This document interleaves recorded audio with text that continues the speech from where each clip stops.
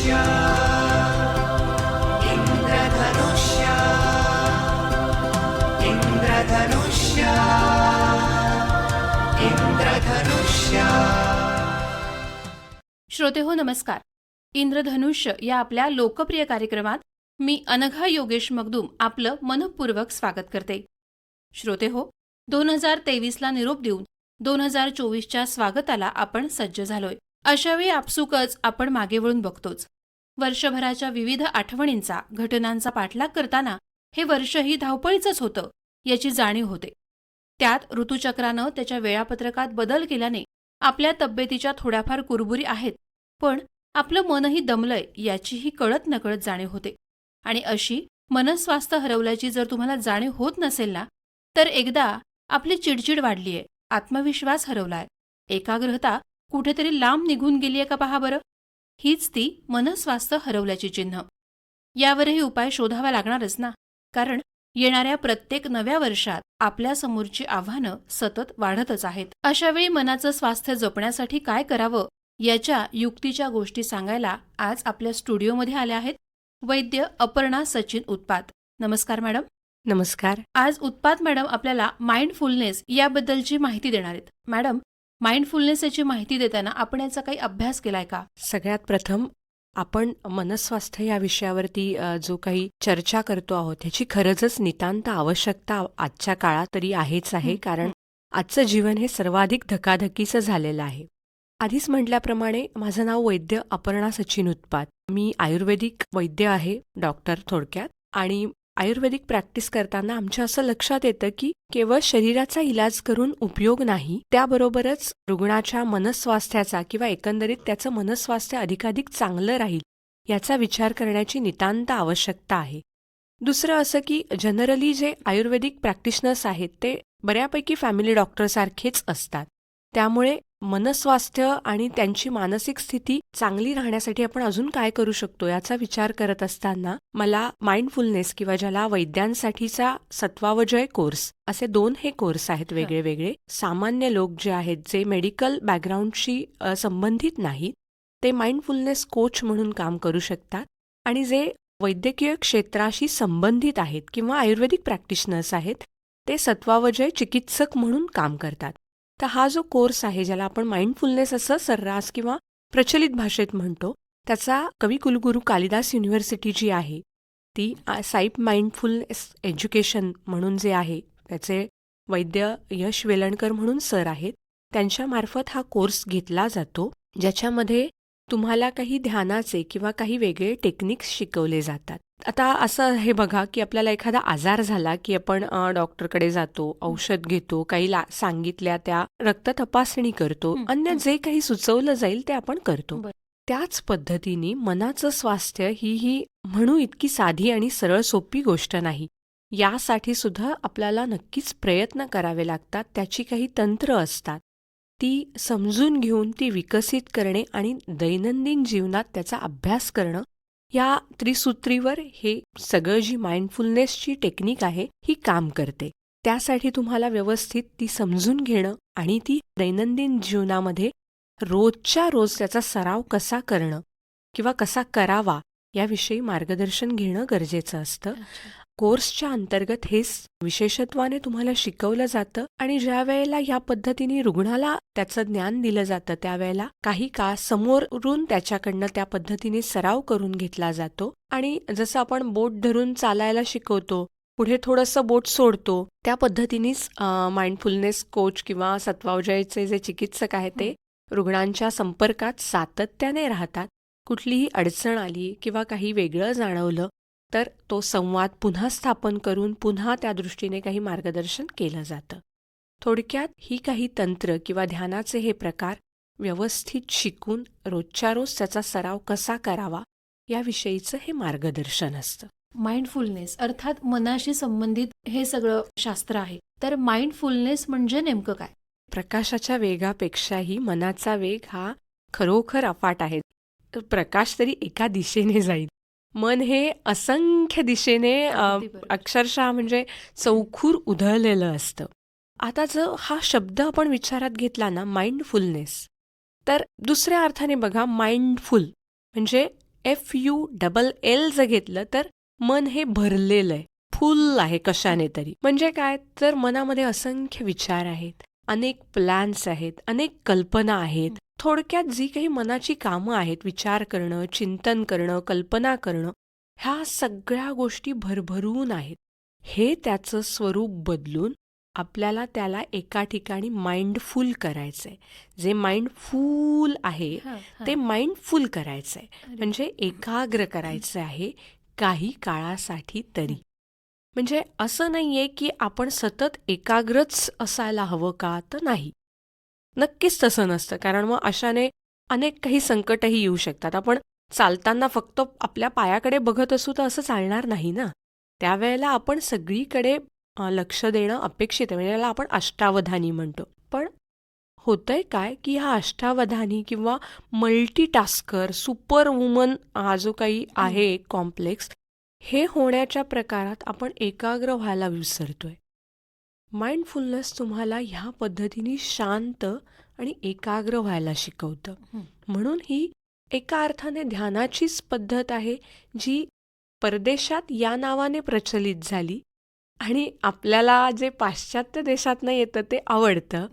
याच न्यायाने हे नाव अधिकाधिक फेमस झालं. येन केन प्रकाराने लोकांनी मनाकडे लक्ष द्यावं.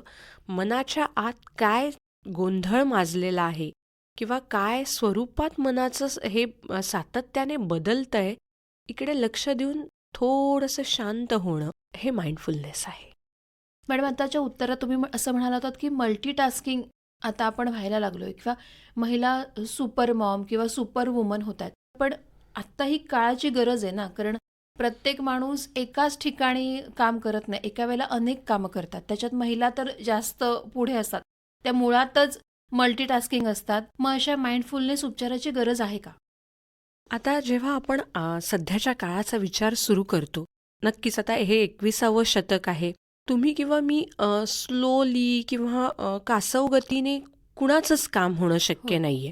जो काही हे स्वरूप जे बदललंय गेल्या काही दशकांमध्ये, की पूर्वीचं एक साधं सरळ संथ आयुष्य जाऊन किचकट किंवा ज्याला आपण कॉम्प्लेक्स म्हणू आणि अति वेगवान, अत्यंत फास्ट लाईफ झालेलं आहे.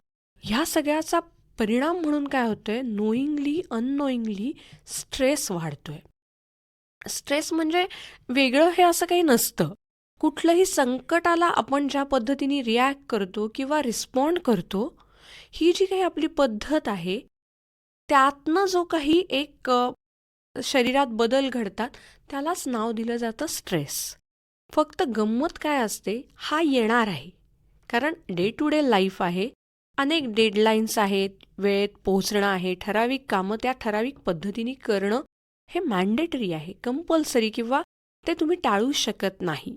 मग असं आहे की आता हे असं आहे तर मी ह्याचा सतत तणाव घेऊ का, ताण घेऊ का? तर ज्या वेळेला ती परिस्थिती आहे त्यावेळेला शरीरात ते बदल घडणार आहेत, ते तसेच्या तसे ॲक्सेप्ट करून तो रिस्पॉन्स जो आहे, ज्याला आपण फ्लाईट अँड फाईट म्हणतो, की वेळ आली की लढा किंवा पळून जा, या पद्धतीने काम करतो, ते करावंच लागणार आहे.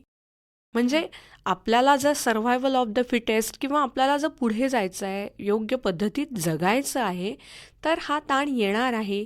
हे फ्लाईट अँड फ्लाईट मेकॅनिझम जे आहे ते शरीरामध्ये कार्यान्वित होणार आहे. फक्त काय आहे की शरीरात फक्त हेच एक मेकॅनिझम नाही आहे, दुसरं मेकॅनिझम आहे रेस्ट आणि पीस. आपलं होतंय काय, आपण सतत फ्लाईट अँड फाईट मोडवर आहोत. लढा नाही तर पळून जा, लढा नाही तर पळून जा. ह्याच्यात नंतरची जी विश्रांतीची स्थिती येते ही आपण टाळतो आहोत, की सतत या स्ट्रेसमध्ये किंवा या ताणामध्ये राहिल्यामुळे काय होतं की हा ताण शरीरात कळत नकळत साठतो. ज्या वेळेला वेळ आणि तुमचा गुणवत्ता ह्यांची सांगड घालायची असते ना, तेव्हा हा ताण वाढतो. म्हणजे परीक्षेचा ताण येत नसतो. परीक्षा आहे, इट्स ओके, ती येणारच असते. ताण येतो कशाचा, 1 महिन्यानंतर परीक्षा आहे, मला 90% मिळवायचे आहेत, ह्या गोष्टींचा ताण येतो. काही लोक बघा असतात की त्यांना ताण येत नाही, कारण एकतर ते प्रिपेअर असतात, म्हणजे वेळ ही त्यांच्या बाबतीत मॅटर करत नाही. कधीही परीक्षा असेल तरी ते तयार असतात. आणि गुणवत्तेची आयदर खात्री असते किंवा पर्वा नसते. या दोन्ही गोष्टींचा जर तुम्हाला मेळ साधता आला तर ताण खचित कमी होतो. म्हणजे ज्याला डेडलाईनवरती काम करायचं नाहीये तो प्रिपेअर आहे, त्याला ताण कमी राहतो. आणि ज्याला परफॉर्मन्सच्या बाबतीत त्याने व्यवस्थित जुळणी केलेली आहे किंवा माझा परफॉर्मन्स कसाही झाला तरी मी ही फेज एन्जॉय करणार आहे. म्हणजे एक अनादर हे आहे की आपल्याला ना पोहोचायचा जो शेवटचा थांबा आहे त्याच्याकडेच फक्त लक्ष असतं आणि प्रवासाकडे लक्षच नसतं. मग आपण आनंदच घेत नाही. त्यामुळे हा ताण वाढतो. मग या ताणातनं काय होतं की तुमची जे मनस्वास्थ्य आहे ना ते हळूहळू बिघडायला लागतं. म्हणजे सतत ह्या तणावाखाली राहिल्यामुळे ना आपली जी मूळची अभिव्यक्ती आहे किंवा मूळची पर्सनॅलिटी आहे ना ती हळूहळू बदलते. मग होतं काय की हा ताण जो आहे, हा स्ट्रेस पहिल्यांदा आमंत्रण देतो तुम्हाला अँझायटीला, चिंता मराठी भाषेत. ही अँझायटी वाढली ना तर डे टू डे लाईफमध्ये सुद्धा या लोकांना काम करणं शक्य होत नाही. कुठेही जायचं झालं तरी थरथर थरथर सुरू होते. किंवा काय होतं की हा तणावाचा उलटा परिणाम होतो, मी काहीच करणार नाही. म्हणजे तुमचे हार्मोन्स या पद्धतीत काम करतात की ते तुम्हाला शांत करून टाकतात. हेही बरोबर नाही, कारण आपल्याला जगायचं आहे, पुढे जायचं आहे. तर बसून किंवा एका जागी एका कोशात राहून चालणार नाही, थोडक्यात डिप्रेस्ड होऊन चालणार नाही. जे काही आहे त्याला लढावं लागणार, तोंड द्यावं लागणार आणि पुढे जावं लागणार. काही लोकांच्या बाबतीत पुढे काय होतं की हा स्ट्रेस किंवा एखादा मेजर ट्रॉमा बसतो. वैयक्तिक जीवनामध्ये नजीकच्या लोकांचं निधन किंवा मोठं आजारपण त्यांचं किंवा एखादं मेजर आर्थिक नुकसान, इकॉनॉमिक लॉस, हा सगळ्यांमुळे काय होतं की ट्रिगर्स यायला लागतात, ज्याला आपण सामान्य भाषेत पॅनिक अटॅक्स म्हणतो. म्हणजे तणावाचाच एक स्फोट होत राहतो काही काळानंतर आणि त्या व्यक्ती त्या थोड्या पिरियडसाठी अत्यंत विचित्र पद्धतीने वागतात. आयदर ते खूप घाबरतात किंवा खूप जास्त स्वरूपात तीव्र व्यक्त होतात, म्हणजे रागावतात, चिडतात किंवा व्हायलंट होतात. हे असे पॅनिक अटॅक्स येतात. किंवा काही वेळेला भीती वाढते, ज्याला आपण रुटीन भाषेमध्ये फोबियाज म्हणतो. मग ती गोष्टच करायची नाही. त्याबरोबर एक चमत्कारिक म्हणू अशा प्रकारचा आजार असतो, ज्याला ऑब्सेसिव्ह कंपल्सिव्ह डिसऑर्डर म्हटलं जातं. रूढ भाषेत OCD असं सुद्धा म्हटलं जातं. ह्यामध्ये काय असतं की ती व्यक्ती एकच क्रिया सातत्याने रिपीट करते. म्हणजे आपण खूपदा बघतो की काही लोक सातत्याने हात धुत असतात किंवा मनातल्या मनात पण आपल्यालाही ऐकू येतं त्यांचं पुटपुटत असतात. बऱ्याच बायकांमध्ये आपण बघतो की त्या कायम फडकं घेऊन असतात. काही झालं की त्या पुसत असतात, बाथरूम घासत असतात, भांडी घासत असतात. हे जे काही याला म्हटलं जातं मंत्रछळ किंवा काही कारण नाही आणि ती लोक 30 क्रिया रिपीट करतात. हे जे काही तणावाचे व्यक्त होण्याचे वेगवेगळे प्रकार आहेत म्हटलं तर हे छोटे विकार आहेत. सहजगत्या तुम्ही याच्यावर मातही करू शकता. तर माइंडफुलनेस काय आहे तर ही समज आहे जी हळूहळू तुम्हाला उमज आणि कृतीकडे घेऊन जाते. मॅडम, स्ट्रेसमुळे आपल्या शरीरावर किती परिणाम होऊ शकतो हे तुम्ही आता सांगत होतात. तर याच्यामुळे कुठल्या प्रकारचे विकार होतात आणि माइंडफुलनेस याच्यावर कशा पद्धतीने उपचार करतो? आता आपण मगाशी बघितलं की स्ट्रेस हा आहे, सातत्याने हा स्ट्रेस तुमच्यामध्ये जर कायमच असेल, ज्याला इंग्रजीत म्हटलं जातं अक्युमुलेशन ऑफ स्ट्रेस, साठतो येतो, तर तो नक्कीच कुठून तरी बाहेर पडणार. मग जे आपण रूढ भाषेमध्ये काही एक विकार आहेत, जे मनस्वास्थ्याला किंवा मेंटल हेल्थमधले काही सोपे डिसीजेस, आपण सगळ्यांना ते माहिती आहे. अँझायटी ज्याला म्हणू, चिंता, बाबा स्टेजवर जायचंय, तर ह्याच्या आधी एक तणाव निर्माण होतो, ज्याच्यातनं बरेचदा साध्या गोष्टी घडतात की धडधड वाढते, हातापायाला थरथर होते, घशाला कोरड पडते. ही चिंता या विकाराची साधी लक्षणं आहेत. हे असं आपल्या सगळ्यांना होत असतं, फक्त ही टेम्पररी फेज असते. म्हणजे मी स्टेजवर जाईपर्यंत हे मला होणार आहे किंवा एखादा गायक आहे त्याचं पहिलं गाणं सुरू होईपर्यंत त्याला ही गोष्ट जाणवते. पण मग ह्याच्याने जर त्याचा कार्यक्रम किंवा त्याचं काम सुधारत असेल तर हे चांगलं आहे. पण जर माझा स्टेजवरचा परफॉर्मन्स पूर्ण झाल्यावरही हे असंच कायम माझ्या 24 तास राहत असेल सोबत, तर त्याला अँक्झायटी विकार म्हटलं जातं. त्याबरोबरच दुसरा हल्ली पॉप्युलर आहे अत्यंत, तो म्हणजे डिप्रेशन. कारण काय आहे की पियर प्रेशर खूप वाढलेलं आहे. पूर्वीच्या काळी कसं असायचं की ते बर्स्ट आउट होण्याचे अनेक वेज होते. आपण मित्रमैत्रिणी, नातेवाईक यांच्यामध्ये ओपन अप होऊन हे सगळं यातनं आपण मोकळे होत होतो. आता होतंय काय, आपण मोकळे होत नाही. म्हणजे राग आला तरी रागवायचं नाही. ती भावना ना दाबून ठेवायची. किंवा भीती वाटली ना म्हणून रडायचं नाही, ते दाबून ठेवायचं. का तर हे 4 लोकांत चांगलं दिसत नाही. आपल्यावर असं सांगितलं गेलंय ना की एक्सप्रेस नाही करायचं असं पटापट. त्याच्यामुळे होतं काय की ह्या भावनांचा निचरा होत नाही आणि मग तुमचे जे मूड स्विंग्ज आहेत ते नीट पद्धतीने बाहेर न पडल्यामुळे काय होतं की हळूहळू मेकॅनिझम बदलतं. हार्मोन्सचे जे 4 प्रकारचे हॅप्पी हार्मोन्स आहेत त्यांचं नीट स्त्राव झाला नाही, त्यांची कमतरता निर्माण व्हायला लागली की हळूहळू तुम्ही दुःखी, सतत उदास, काही करू नये, बसून राहावं किंवा झोपूनच राहावं. म्हणजे डे टू डे ॲक्टिव्हिटीज करायला सुद्धा ही लोक उत्सुक नसतात. खाणं पिणं जी आपली दिनचर्या आहे तीही फॉलो होत नाही, कशात रस निर्माण होत नाही. कशातच रस राहत नाही. ह्याला डिप्रेशन म्हटलं जातं. तिसरा आणि महत्त्वाचा एक विकार असतो तो म्हणजे पॅनिक डिसऑर्डर्स किंवा ज्याला पोस्ट ट्रॉमॅटिक डिसऑर्डर्स म्हणतात. ते ह्यानंतर काय होतं की वागण्याची पद्धत थोडीशी बदलते. काही वेळेला ही लोक अत्यंत तीव्रतेने व्यक्त होतात, व्हायलंट होतात, ज्याला आपण पॅनिक अटॅक्स म्हणतो.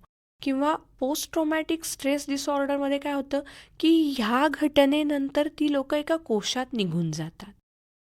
मग ह्या गोष्टींमुळे काय होतं की तुमचं नॅचरल जे दिनचर्या मी मगाशी म्हटलं किंवा जे डेली रुटीन आहे ते डिस्टर्बच होतं. त्यामुळे ह्याही विकाराचा तुमच्या उन्नतीवर किंवा तुमच्या स्वास्थ्यावर परिणाम होतो. आणि एक अजून विकार असतो तो खरं तर खूपच त्याला हास्यास्पद पद्धतीने ट्रीट केलं जातं. रूढ भाषेत त्याला मंत्रचळ किंवा OCD ऑब्सेसिव्ह कंपल्सिव्ह डिसऑर्डर म्हटलं जातं. म्हणजे तीच गोष्ट त्यांना वाटत असतं की हे खराब झालंय, इथे काहीतरी चुकलेलं आहे, सातत्याने ते नीट करत असतात. या लोकांचं आयुष्य याच गोष्टीमध्ये एंगेज होऊन जातं. दुसरा कुठलाच व्यवधान न राहता ह्या एका गोष्टीकडेच फक्त ते केंद्रित होतात. मग हे जे काही म्हटलं तर साधे सरळ सोपे विकार आहेत, पण ह्याच्याने तुमचं आयुष्य मोठ्या स्वरूपात बदलतं किंवा जगायचं राहून राहून जातं. आनंद उपभोगण्याची जी एक मनुष्य स्वभाव आहे त्याच्यापासून तुम्ही दूर जातात. त्यामुळे जेव्हा आपण मनस्वास्थ्याचा विचार करतो त्यावेळेला ह्या गोष्टींचा प्राधान्यानं विचार होतो.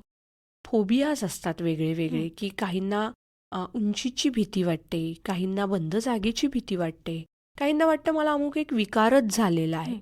हा सगळ्या गोष्टी म्हटलं तर खूप किरकोळ धरण्याची पद्धत आपल्याकडे आहे. पण ह्या किरकोळ न समजता त्यांना योग्य वेळी समजून घेऊन त्यासाठी आपण काही एक उपचार करायला हवे किंवा कोणाची तरी मदत घ्यायला हवी हे समजण्याची गरज आता आहे. आणि मग आपण जेव्हा यासाठी एदर सायकॅट्रिस्ट किंवा काउन्सिलर्सकडे जातो. माइंडफुलनेसचे जे थेरपिस्ट आहेत ते एक प्रकारचे काउन्सिलर्स असतात किंवा सत्वावजय थेरपिस्ट जे आहेत ते डॉक्टर प्लस समुपदेशक अशा दोन्ही अंगाने किंवा दोन्हीही बाजूनी तुमची मदत करायला तयार असतात. आपण त्यांच्याकडे गेल्यानंतर तुम्हाला ते काही पद्धतीने मार्गदर्शन करतात ज्याचा नक्की खूप जास्त उपयोग होतो. या सगळ्या आपल्या मनाच्या अवस्थांमध्ये माइंडफुलनेसची आपल्याला कशी मदत होते? आता आपण माइंडफुलनेसचा जेव्हा विचार करतो तेव्हा मी पहिल्यापासून म्हणते की माइंडफुलनेसमध्ये बेसिकली तुम्हाला आधी काही न करता तुम्ही शांत बसा. हा एक नुसता डेली तुम्ही स्वतःकडे बघा आणि हे आपल्याला जमतंय का इतकं फक्त बघा. पण ते कठीण आहे. कठीण म्हणजे खूप कठीण आहे. आपल्याला वेगाची इतकी जास्त सवय झालेली आहे ना की 5 मिनिटं बसा असं जरी शाळेत जरी सांगितलं ना तरी आपण हात हलवतो, पाय तरी हलवतो, मान तरी इकडे इकडे काहीतरी करतो, पण आपण शांत बसत नाही. माइंडफुलनेस तुम्हाला या पद्धतीने शांत बसायला शिकवतं. कारण ध्यान म्हणजे काय आहे? तर ही पतंजलींनी खूप छान व्याख्या केली आहे की तत्र प्रत्यय एकतानता, म्हणजे एफर्टलेस आणि काही काळासाठी अतिशय सहजगत्या होणारं, विनासायास किंवा विना कष्ट होणारं एकाग्रता म्हणजे ध्यान आहे. मग माइंडफुलनेसमध्ये या ध्यानाला आपण जनरली, तर मी तुम्हाला ध्यान शब्द म्हटल्यावर तुम्हाला असं वाटत असेल की बाबा ध्यान मुद्रा घ्यायची, मांडी किंवा पद्मासन घालायचं आणि ओम ओम किंवा आवडत्या देवाचा जप सुरू करायचा. ॲक्च्युअल एवढ्याच मर्यादेचं ध्यान आहे का? तर ते नक्की नाही. हा त्याचा एक अस्पेक्ट आहे. त्याचे अनेक अंग आहेत आणि ज्याचा विचार माइंडफुलनेसमध्ये केला जातो. तुमच्या सांगण्यावरून असं वाटतं की ध्यानाचे अजूनही वेगवेगळे प्रकार आहेत, तर ते ऐकायला आवडतील. हे खरंच आहे की आपण ध्यान म्हणजे आपल्याला परमेश्वराचं जे करतो ते ध्यान हा एक आस्पेक्ट आहे. पण इथे जेव्हा आपण ध्यानाचा विचार करतो तेव्हा तो मुख्यतः 4 अंगांनी करतो. की एकाग्रता ध्यान हा सगळ्यात पहिला आणि बेसिक फर्स्ट स्टेप ज्याला आपण म्हणू ती आहे. जी आपण देवाचं ध्यान करतो ते पण एका प्रकारचं एकाग्रता ध्यान आहे.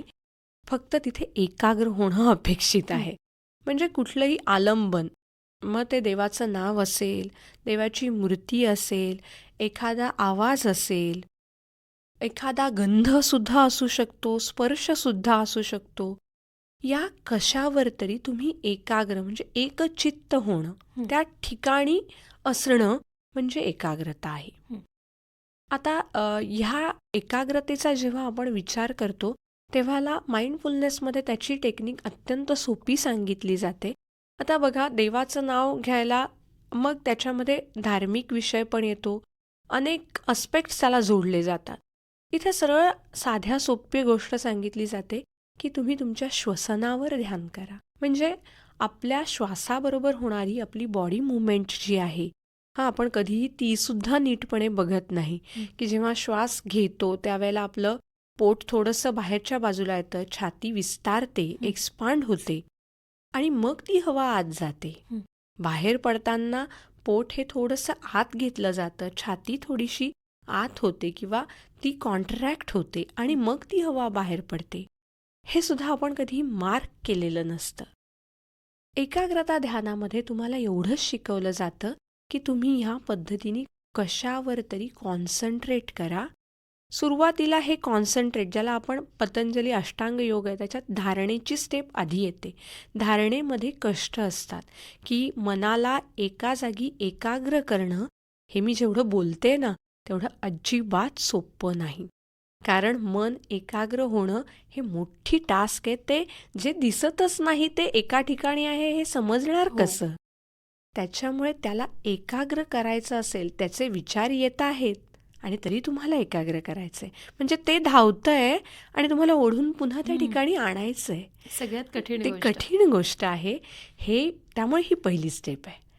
ही एकदा जमली की तुम्ही पुढच्या स्टेपवर जाता, जी आहे साक्षी ध्यान, ज्याला ॲक्च्युअल माइंडफुलनेस किंवा सजगता म्हटलं जातं. सजगता म्हणजे काय आहे? तर एखाद्या गोष्टीमध्ये जी तुम्ही करता आहात ती सजगपणे करा. म्हणजे तुमचं लक्ष त्या कृतीवर ठेवा.